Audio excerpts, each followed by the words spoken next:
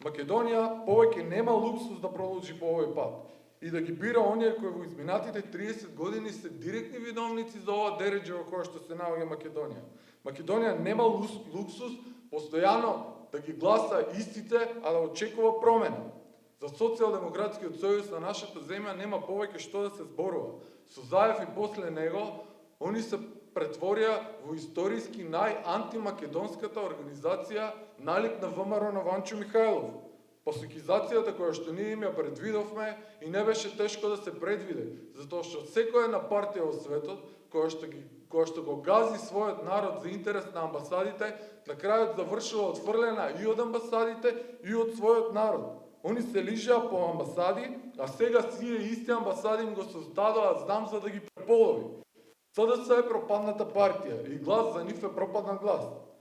ВМРО ДПМНЕ пак, кој В нема од ВМРО, повторно повикува на национално обединување. Јас 30 години слушам како они нас национално ќе не обединуваат, но јас искрено не се осеќам обединето. Се чувствувам напротив многу предадено.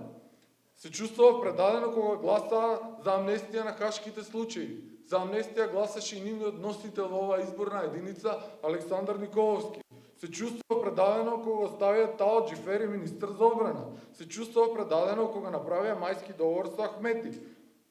Се чувствува предадено кога Ахмети им го пропадна пописот, они прекјутеа. Се чувствува предадено кога при подпишувањето на преспанскиот договор во Нивици, Мицковски наместо на протест пред влада отиде на прошетка во Битола. Се чувствува предадено кога народот на 2 август се собираше на Мечкин камен да изрази протест против преспанскиот договор, а Мицковски си правеше фешта од ташмаруништа. Се чувствува предадено кога Мицковски во очи на референдумот, дури ние со месеци водевме кампања за бойкот, он си ќутеше и чекаше да дојде денот на референдумот и дури на пладне да му текне да излезе и да каже дека ќе бойкотира.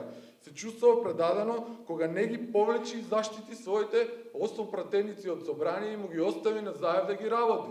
Се чувствува предадено кога тие 8 пратеници гласаа за промена на името. Се чувствува предадено кога Мицковски на Бојко Борисов му кажа дека ще го подкрепи договорот со Бугарија.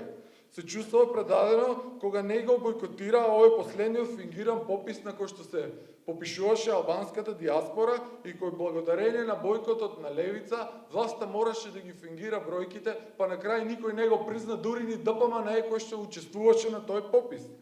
Се чувствува предадено кога за време на протестите за францускиот предлог Мицковски отиде да се лиже кај Урсула фон дер Лајн и нареден ден не дојде на протест. Нивните предаства крај немаат и сега Мицковски ќе не обединува и ќе прави влада на национално единство и ќе ја спасува Македонија. Тоа може да биде влада само на национално предаство. Единствена влада на ДПМНЕ за спас на Македонија е онаа влада која што ќе зависи директно од пратениците на левица во собранието. Затоа не го ситнете отпорот, не го трошите бадијала гласот и гласајте за левица за таа да има што повеќе пратеници во парламентот. Ќе победиме.